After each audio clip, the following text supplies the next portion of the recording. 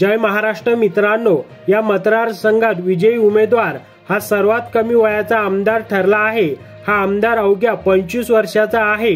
महाराष्ट्राच्या इतिहासातील सर्वात तरुण आमदारांपैकी एक आमदार यंदाच्या विधानसभेमध्ये निवडून आला आहे। चला तर जाणून घेऊया कोण आहे तो नवीन आमदार। या आमदाराचं नाव आहे रोहित आर पाटील। विशेष म्हणजे अवघ्या 10 जागा जिंकणाऱ्या राष्ट्रवादी काँग्रेस शरदचंद्र पवार पक्षाचा हा आमदार आहे।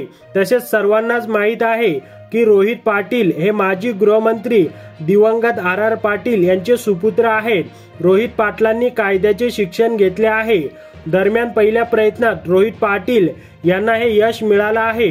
राष्ट्रवादी काँग्रेस पक्ष फुटल्यानंतर रोहित पाटील आणि त्यांच्या आई सुमनताई पाटील यांच्यासहित संपूर्ण कुटुंबाने शरद पवारांना पाठिंबा देण्याचा निर्णय घेतला। रोहित पाटील शरद पवार यांच्या राष्ट्रवादी काँग्रेसकडून तासगाव कवठे महाकाळ विधानसभा मतदारसंघातून उमेदवार होते आणि त्यांना तिथे मोठे आव्हान होते, ते म्हणजे माजी खासदार संजय काका पाटील यांचे। संजय काका पाटील हे अजित पवार यांच्या राष्ट्रवादी काँग्रेसचे उमेदवार होते। संजय काका यांचा तब्बल 27,644 मतांनी पराभव केला। तासगाव मतदारसंघात 1990 पासून पाटील यांच्या कुटुंबांचे वर्चस्व आहे। आर पाटील यांच्या निधनानंतर त्यांची पत्नी सुमनताई पाटील 2014च्या पोटनिवडणुकीत आणि 2019च्या निवडणुकीत जिंकल्या होत्या।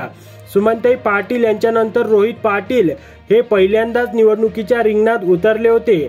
जनतेच्या प्रेमाने त्यांना 27,000 मतांनी जिंकून दिला आहे। रोहित पाटील 15व्या विधानसभेच्या सभागृहातील सर्वात तरुण आमदार ठरले आहे।